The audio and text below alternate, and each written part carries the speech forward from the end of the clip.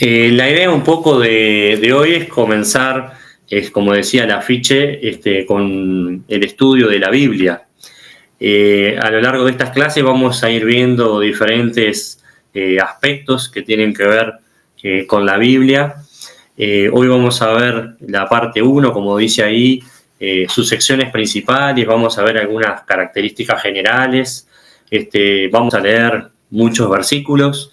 Así que si no trajeron la Biblia a la clase de la Biblia, capaz que mientras hablo buscan una Biblia o la abren en su celular para tenerla a mano, porque seguramente les voy a ir pidiendo que colaboren buscando algún pasaje. Así que les doy un minutito para que la busquen si no la tienen o abran la aplicación. Pero hoy nos vamos a centrar en esa primera parte, ¿sí? Y en el resto de las clases, como ven ahí en pantalla, vamos a hablar un poco sobre la inspiración de la palabra, qué significa un poco eso, un poco sobre la interpretación, sobre la aplicación y un poco cuál es su tema central, ¿sí? Entonces, como a modo general, obviamente, la mayoría de los que estamos acá somos cristianos de hace muchos años. Y obviamente muchas de las cosas que yo voy a decir no les va a parecer nuevo, seguramente, capaz que otras cosas sí, pero cuando uno lee la palabra y lee aún cosas que ya hemos leído, está bueno traer a la memoria, ¿no? Y poder repasar y poder refrescar y poder regocijarnos con muchos pasajes que vamos a leer, que obviamente son muy conocidos, porque son pasajes muy importantes. Pero creo que nuestra vida cristiana se trata de eso también, ¿no? De todo el tiempo traer a memoria esas palabras del Señor, esas promesas del Señor, porque somos seres humanos y nos olvidamos. No sé si alguna vez le ha pasado, ¿no? De olvidarse de cosas.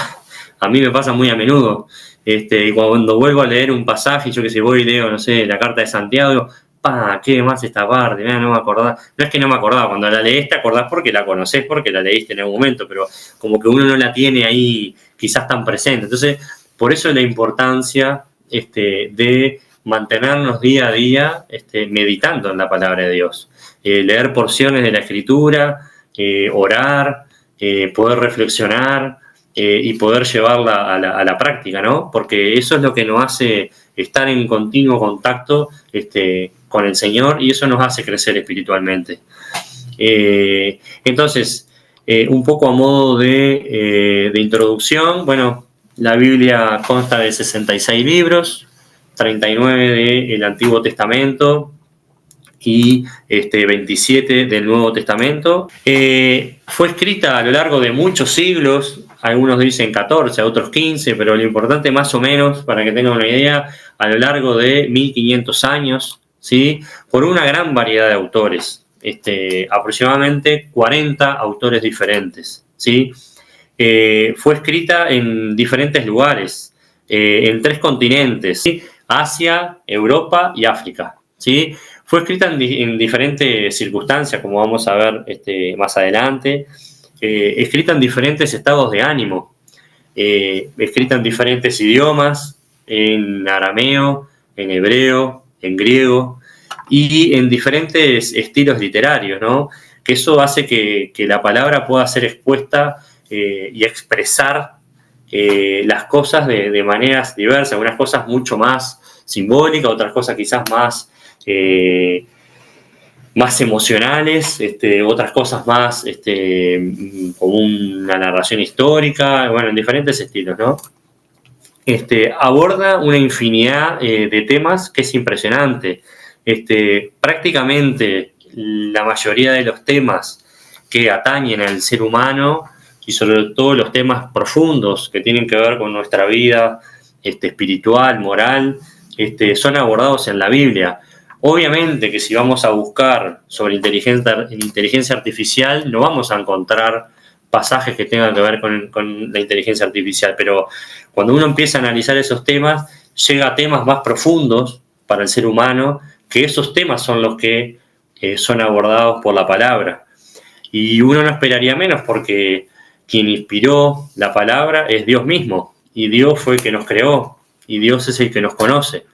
En la palabra podemos encontrar apoyo y orientación y guía para un montón de temas, que es un poco lo que a veces los consejeros cristianos hacen, ¿no? Estudian la palabra enfocado en diferentes problemáticas para ser de ayuda para las personas, pero no con opiniones humanas, sino con opinión de lo que el Señor nos dice sobre esos diferentes temas, ¿no?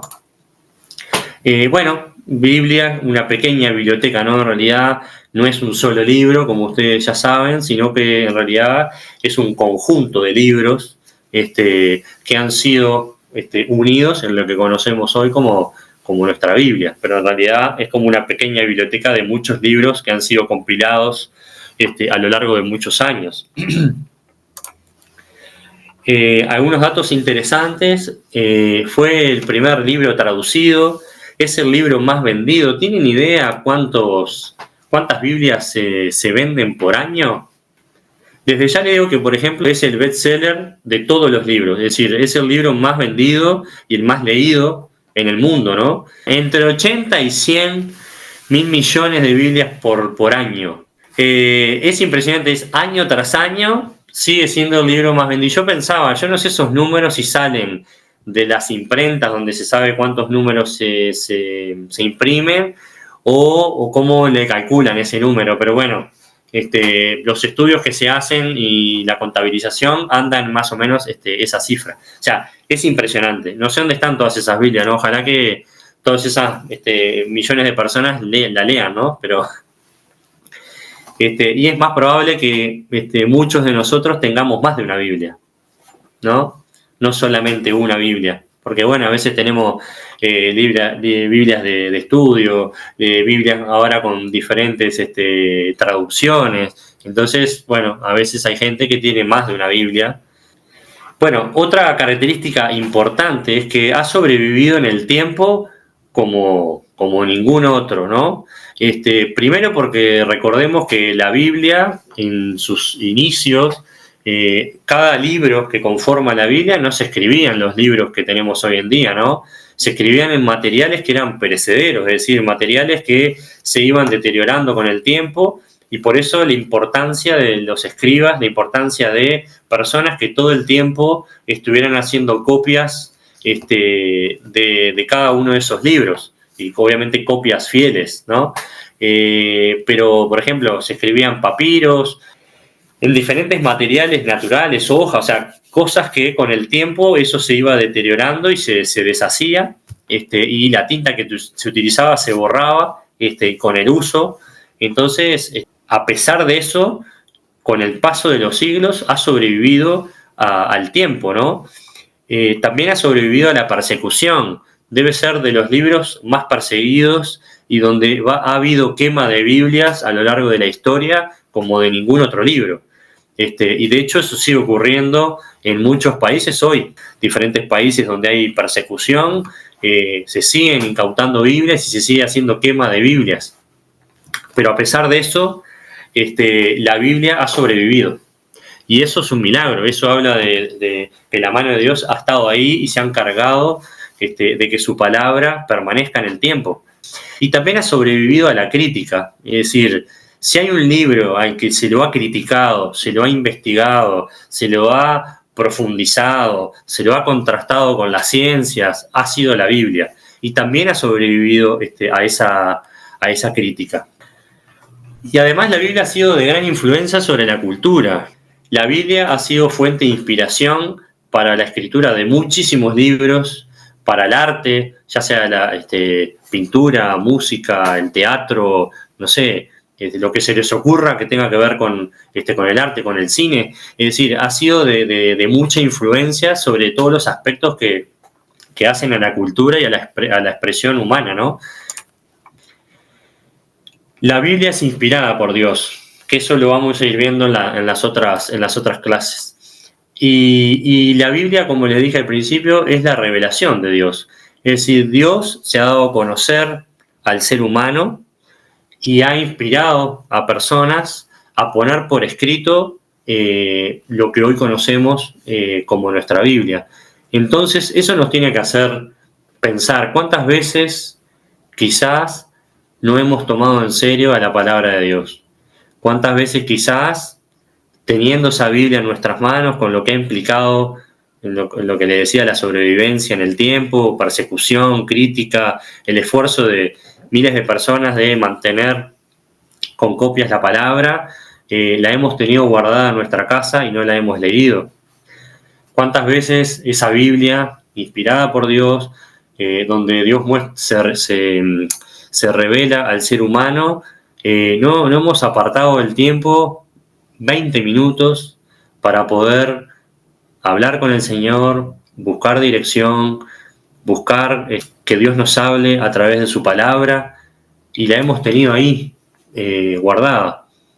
Entonces, un poco la idea de estas clases, obviamente va a ser de conocer de diferentes cosas, pero si hay algo, y el objetivo principal que a mí me gustaría que todos nos lleváramos, me incluyo, es que estas clases nos lleven a pensar un poco en cómo estamos con la palabra del Señor,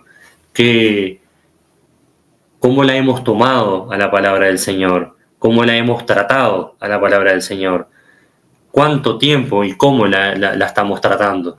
¿Sí? Que Dios nos pueda hablar a cada uno, y nos pueda guiar. A veces uno se pregunta, ¿cómo Dios a mí no me habla?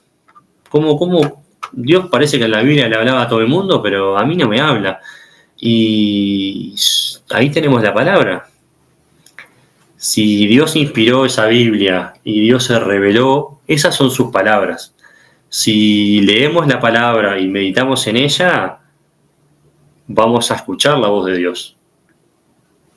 Porque la Biblia no es solo un libro, es la palabra revelada de Dios. A pesar de todo esto que dijimos, de que la Biblia fue escrita durante muchos años, muchos siglos, por muchos autores, en diferentes idiomas, en diferentes lugares, en diferentes circunstancias, esta Biblia cuenta una única historia.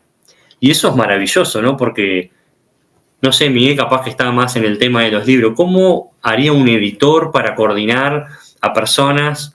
Y no ahora, que capaz que ahora hacemos una reunión de Zoom y capaz que tenemos uno en Europa, uno en Asia, otro en África, y hablamos todos inglés y nos juntamos por Zoom y nos ponemos de acuerdo, pero en esa época eso no pasaba. Entonces, ¿cómo con tantas variables en juego, la Biblia mantiene una única historia acerca de Dios y de la humanidad? Cómo Dios se revela al ser humano y cómo cuenta esa historia que en última instancia es la historia de nuestra salvación. Y eso también es maravilloso, es milagroso, que a pesar de todo eso se cuente esa única historia, ¿no?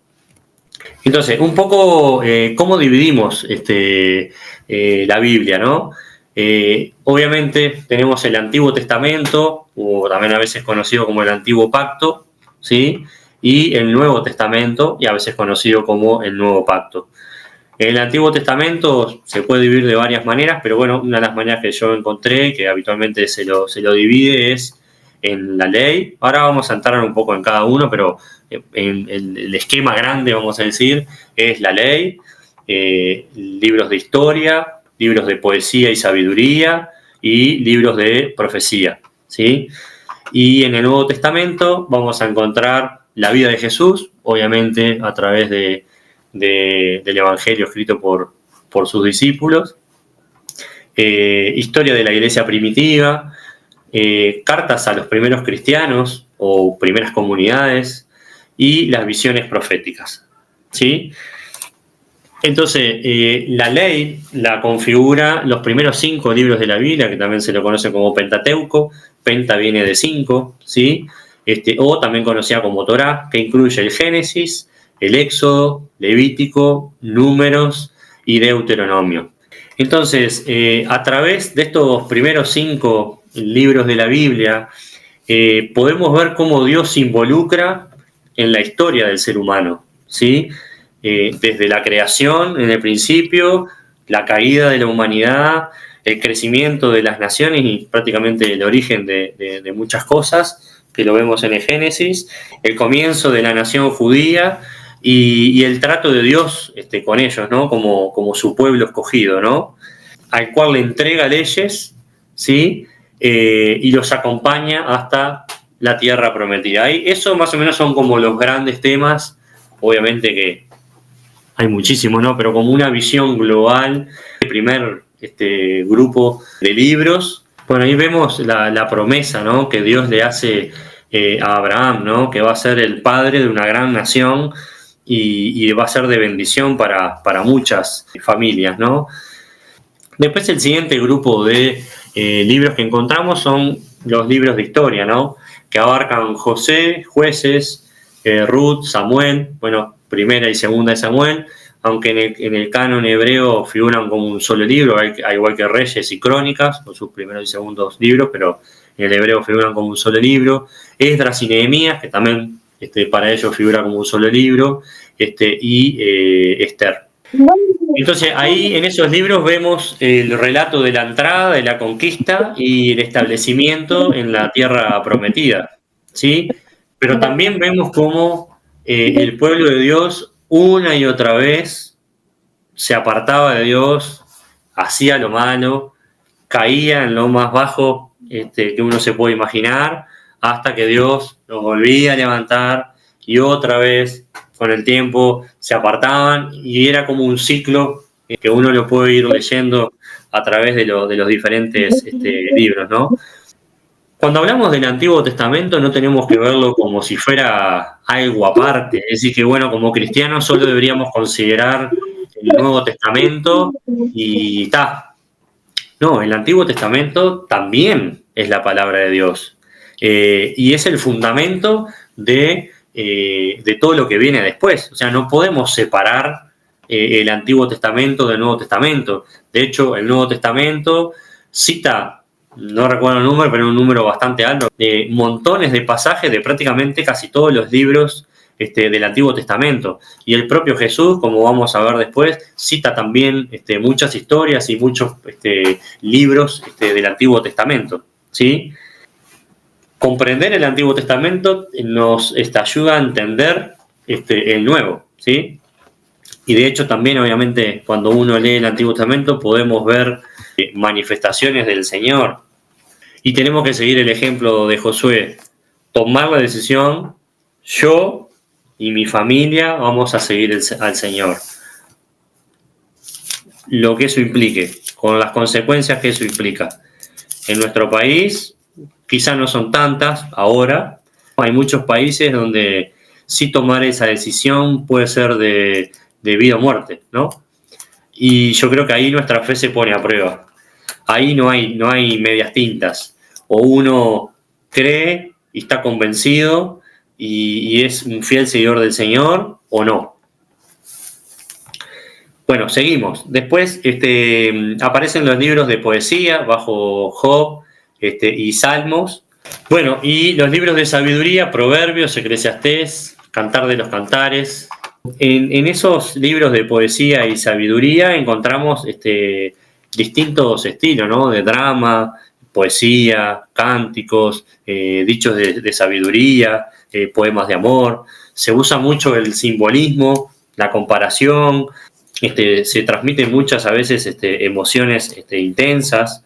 Que bueno, todo eso tiene sentido cuando Dios entra en escena, ¿no? Bueno, y por último, los libros de profecía, ¿sí? Que, como ya sabemos, se dividen en los profetas mayores y en los profetas menores. Se dividen en profetas mayores y menores en cuanto a la extensión de sus libros. Los profetas mayores son libros más extensos, los profetas menores son libros más breves, pero no por eso lo que dicen son de mayor o menor importancia. Me encanta Isaías 53.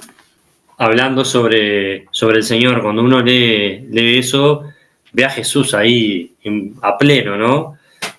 Yo no sé cómo harán los judíos para leer ese capítulo y no pensar en el Señor.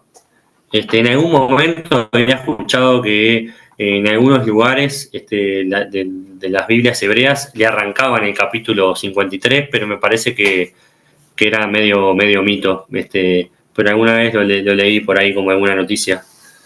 A través de los profetas, Dios los utilizó para transmitir un mensaje, ¿no? Fueron sus mensajeros, ¿sí? A veces dando palabras de aliento, alentando al pueblo, alentando a que buscaran a Dios, alentando a que hicieran justicia, alentando a que se preocuparan por los pobres, por los necesitados, y otras veces eran palabras de advertencia, que si continuaban con esa actitud y por ese camino, no iban a llegar a buen lugar, ¿no? ¿Sí? También los profetas hablaban de eventos futuros, ¿sí? Y creo que este es uno de esos eventos, que es la venida de nuestro Señor Jesús, que es impresionante. Y también de la nueva relación con el Señor. Creo que es Ezequiel 36, que habla de lo de que iba a poner el espíritu y el corazón de piedra lo iba a transformar. Una nueva relación entre las personas con Dios, ¿no? Entonces, pasando ahora al Nuevo Testamento, tenemos la vida de Jesús, ¿no? A través de el Evangelio, según lo relatado por Mateo, por Marcos, por Lucas y por Juan, que muestran tres enfoques diferentes, públicos, se enfocan a veces en aspectos diferentes del Señor, uno tratando de mostrar más a Jesús como rey o Jesús como Mesías, otros quizás en más aspectos en la parte humana, en los milagros, otro quizás en su aspecto más divino, como Juan, ¿sí? Pero lo importante es que esta vida de Jesús fue escrito por aquellos que estuvieron cerca del Señor, que lo vieron, que lo escucharon, que lo tocaron, ¿sí? Y nos muestran quién es Jesús, cuáles fueron sus palabras, sus enseñanzas, vieron sus milagros y el propósito por el cual Jesús vino, que fue a rescatar a muchos, a cada uno de nosotros, aún sin merecerlo. El Señor vino y se entregó y murió en una cruz y pagando con su vida cubrió multitud de pecados para que nosotros, creyendo en Él, podamos tener vida eterna. Esa vida que no se compara con lo que tenemos acá en la tierra. Esta vida es muy breve, quizás los que tienen más años a veces miran para atrás y dicen, qué rápido se pasó todo, ¿no? O sea, pensar que ya tengo X edad y se pasaron muchos años y cuando queramos acordar, estamos entrando en esa otra etapa de nuestra vida que va a ser la vida eterna, obviamente para los que hemos creído, ¿no? Juan 20, versículo 30 y 31 dice, hizo además Jesús muchas otras señales en presencia de sus discípulos, las cuales no están escritas en este libro. Pero estas se han escrito para que creáis que Jesús es el Cristo, el Hijo de Dios, y para que creyendo tengan vida en su nombre. Es decir, que lo que tenemos escrito acá, y específicamente ahí es el apóstol Juan que está escribiendo en su libro, son escritas con un propósito. Ese es el propósito, de que nosotros podamos ver a Jesús como ese Dios encarnado que vino a morir por nosotros, para que creamos que Jesús es el Mesías que estábamos esperando y que creyendo tengamos vida eterna. Entonces, si el propósito de las cosas escritas es para que creamos, ¿cómo no vamos a leer la palabra? ¿Cómo no vamos a meditar en ella? ¿Cómo no vamos a tomarnos el tiempo para poder profundizar y que el Señor a través de su Espíritu nos dé más luz y nos abra el entendimiento y nos dé sabiduría? Bueno, siguiendo entonces con los otros libros, la historia de la iglesia primitiva, ¿no? En el libro de Hechos. Bueno, acá Lucas, otra vez escribiendo a Teófilo, que no sabemos muy bien quién era Teófilo, pero Lucas obviamente hace toda su recopilación del Evangelio, conocemos el Evangelio de Lucas, y acá escribe todo sobre la historia de la primera iglesia, ¿no? De las primeras cosas que sucedieron, pero le dice, ¿no?, a Teófilo ahí que en ese primer tratado, que es el Evangelio de Lucas, ¿sí?, le habla sobre Jesús y las cosas que Jesús hizo y enseñó, y hasta que murió y resucitó, y que se había parecido a sus discípulos y a muchas personas con pruebas indudables, ¿no? O sea, no había duda que Jesús había resucitado. Y ese es el fundamento de nuestra fe. Como dice Pablo ahí en Corintios 15, si Jesús no resucitó, nuestra fe es vana, es decir, no tiene ningún sentido. Somos los peores, somos los que merecemos la burla de todo el mundo. Pero Jesús resucitó. Y es muy interesante porque Lucas era médico, no porque fuera colega mío, pero la manera y la investigación que hace Lucas es muy precisa. Aún historiadores y personas críticos que no son cristianos reconocen en el libro de los Hechos la cantidad de personajes históricos y lugares y fechas, no tanto fechas, pero sobre todo personajes que nos hacen saber en qué fecha ocurrieron determinados hechos. Es muy preciso. Es decir, que Lucas no escribió así, bueno, tal, no, o sea, se tomó un trabajo de registrar con suma responsabilidad y con suma confiabilidad cada uno de los hechos que podemos leer acá en el libro de Hechos, ¿no? Obviamente, que fuera de eso, de los lugares, de los personajes, obviamente Lucas estaba enfocado en la iglesia naciente, ¿no? En los apóstoles, sobre todo de Pedro, de Pablo, pero se ve todo el nacimiento de la iglesia y cómo fueron ocurriendo las diferentes cosas. Pero creo que una cosa importante que él habla ahí al principio, como haciéndole un resumen, es que Cristo resucitó. Y eso es lo que nosotros creemos, que Cristo no solamente es Dios encarnado y que vino y murió por nuestros pecados, pero la historia no se termina ahí. La historia sigue y Jesús resucitó. Si nosotros creemos eso, somos salvos y tenemos la vida eterna. Bueno, después vamos a ver algunas cartas a los primeros cristianos, ¿no? Vemos a comunidades, romanos, corintios, gálatas, efesios, filipenses, colosenses, tesalonicenses, y también a personas, Timoteo, Tito, Filemón, a los hebreos, Santiago, Pedro, Juan, Judas. Tito ahí 3, del 3 al 8 dice, porque nosotros también éramos en otro tiempo insensatos, rebeldes, extraviados, esclavos de concupiscencias y deleites diversos, viviendo en malicia y envidia, aborrecibles y aborreciéndonos unos a otros. Pero cuando se manifestó la bondad de Dios, nuestro Salvador, y su amor para con los hombres, nos salvó, no por obras de justicia que nosotros hubiéramos hecho, sino por su misericordia, por el lavamiento de la regeneración y por la renovación en el Espíritu Santo, el cual derramó en nosotros abundantemente por Jesucristo nuestro Salvador, para que justificados por su gracia, viniésemos a ser herederos conforme a la esperanza de la vida eterna. Palabra fiel es esta, y en estas cosas quiero que insistas con firmeza, para que los que creen en Dios procuren ocuparse en buenas obras. Estas cosas son buenas y útiles a los hombres. Palabra fiel es esta, es decir, lo que veníamos leyendo, ¿no? Y en estas cosas quiero que insistas con firmeza, procurando ocuparnos en buenas cosas, ¿no? Ese es un pasaje que deberíamos unir con Efesios 2, 8 y 9, ¿no? De que no somos salvos por obras, sino por gracia, ¿no? 1 Pedro 2, 9, bueno, otro pasaje conocido, ¿no? Mas vosotros sois linaje escogido, real sacerdocio, nación santa, pueblo adquirido por Dios, para que anunciéis las virtudes de aquel que os llamó de las tinieblas a su luz admirable. Si hemos sido personas que hemos sido regeneradas, renovadas, transformadas por la obra de Dios en nuestras vidas, tenemos que compartir ese mensaje con otros. El mundo es muy amplio.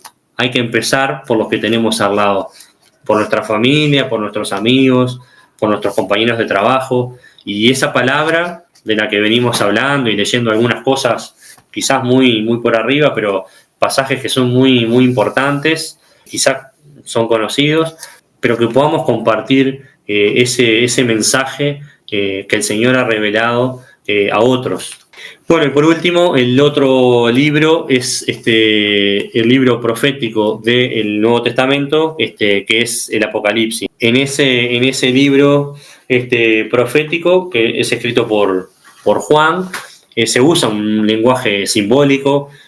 Obviamente, creo que todos tenemos como el concepto como que es un libro difícil de leer, difícil de entender, pero lo importante de ese libro es que se muestra a un Jesús victorioso. Ya no es ese Jesús que vino en humildad, donde fue burlado, castigado y muerto en una cruz, sino que ese mismo Jesús que ahora está en su posición donde tenía desde antes de venir, y se lo muestra como victorioso, ¿sí? Y esa es nuestra esperanza, que Jesús venció la muerte, resucitó y nos está esperando. Y ahí también en el libro de Apocalipsis podemos ver cómo el Señor va a venir y va a regresar y nos va a resucitar, aquellos que hemos creído, y vamos a tener la vida eterna para estar con Él, obviamente por siempre. Y también se puede ver la derrota del mal, ¿sí? Como un mini resumen de los grandes temas de ese libro. Una cosa que no comenté, bueno, dije algunas cosas por arriba de las cartas a los primeros cristianos, que algunos eran a comunidades, que algunos eran a personas específicas.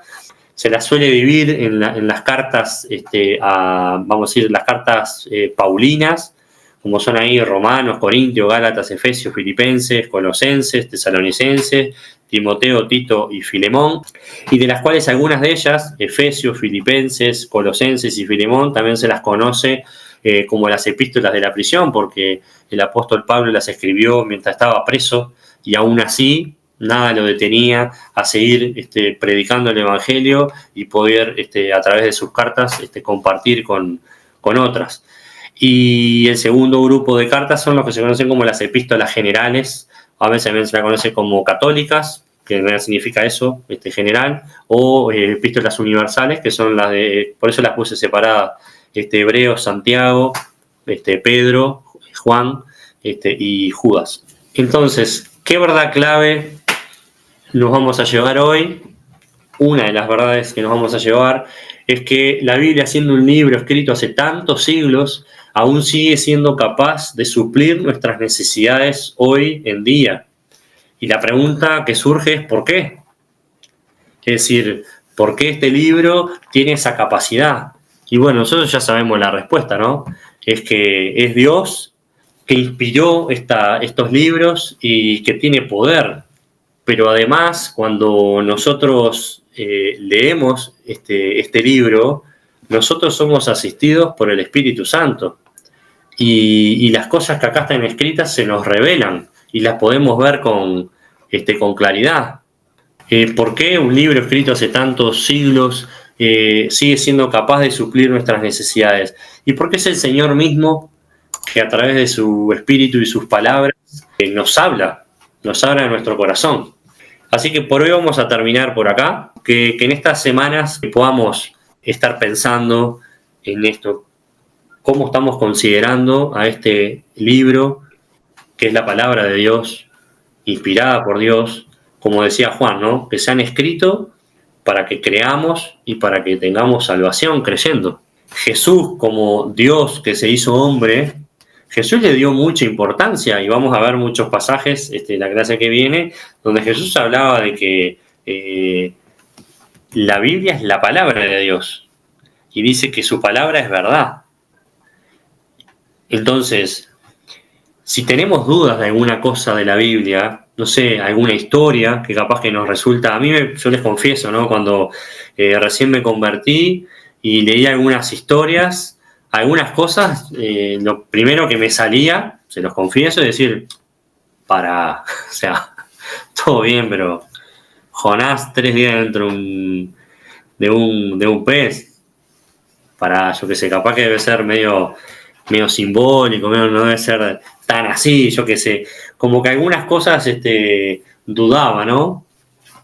Pero a través del tiempo, lo que fui aprendiendo es que yo confío en Jesús y Jesús me da la respuesta de que Él nos dice que la Biblia es la palabra de Dios y que la Biblia es verdad. Es decir, que si Jesús, con todo lo que hizo, en cuanto a mirar, o sea, con la autoridad que el Señor tiene, nos está diciendo que esta palabra escrita es la palabra de Dios y que es verdad, ¿cómo yo no voy a creer?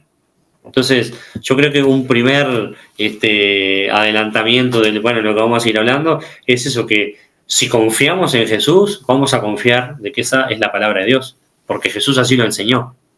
Yo, o sea, lo confieso y no me avergüenza, porque Dios ha tratado conmigo en ese sentido, pero yo he dudado de muchas cosas, pero siempre fue una duda con un sentido de, porque en eso de querer entender las cosas, ¿no? O sea, no sé cómo pasó, y esto será tan así, o yo lo estoy entendiendo mal, pero siempre con fe de decir, bueno, confío, Señor, que si vos decís que es así, lo creo porque vos decís que es así, ¿se entiende? Es decir, es una duda, pero siempre fundamentada en confiar en el Señor, ¿se entiende? Pero nombré lo de Jonás porque justo Jesús, una de las cosas que habla, que vamos a ver en la otra clase, habla sobre la historia de Jonás en algún pasaje, y se habla sobre Adán y Eva, que muchos dicen que en realidad no existió, y Jesús habla sobre Adán y Eva, cuando le preguntan sobre el divorcio. Pero no me quiero ir de tema para otras cosas, sino que me quiero centrar en eso, que Jesús, nuestro Señor, que Dios encarnado, resucitado con poder y que vive, nos dice que esta es su palabra. Y creo que Jesús tiene la suficiente autoridad, demostró tener la suficiente autoridad como para decirnos que esta es su palabra. Y todo lo que Jesús enseñó es verdad, tenemos que creerlo. Entonces, si Jesús dice, esta es la palabra del Señor y esta palabra es verdad, nosotros no tenemos que cuestionar eso. Capaz que sí necesitamos pasar por un proceso, quizás como me pasó a mí, de dudar de cosas, pero que con el tiempo fui aprendiendo a confiar más. En realidad creo que se trataba de confiar más en Dios. Para a hoy día capaz que mirar para atrás y decir, cómo a veces dudaba de esto, o cómo a veces me cuestionaba esto, o bueno, en fin, confiemos que la palabra del Señor es verdad. Y como tal, debemos conocerla, debemos estudiarla y debemos ponerla en práctica en nuestras vidas. Señor, gracias por este tiempo que ha sido muy provechoso, donde pudimos hablar algunas cosas importantes sobre este libro maravilloso que nos has dejado, pero por sobre todas las cosas, quiero que nos ayudes a profundizar en esta gran verdad, que tu palabra es verdad, y creo que con suficiente autoridad tú lo has demostrado, y ayúdanos a confiar, ayúdanos a ser sinceros con nosotros mismos, con esos pasajes que a veces quizás tenemos algún tipo de conflicto, o quizás que nos genera duda, o quizás no logramos entender por qué tú hiciste determinadas cosas, o tomaste determinadas decisiones, o dijiste determinadas cosas. Ayúdanos a lidiar con eso, danos confianza de que tu palabra es verdad, que tú la has inspirado y que tiene ese propósito de ser luz, de ser lumbrera, como dice el Salmo, para guiar nuestro camino. Ayúdanos y perdónanos si alguna vez hemos sido irrespetuosos con tus palabras, si no nos hemos tomado en serio el leer tu palabra, el orar leyendo tu palabra, en estudiarla, y ayúdanos a partir de ahora a que las cosas sean diferentes. Te amamos y te damos gracias en el nombre de Jesús. Bendice a mis hermanos. Amén.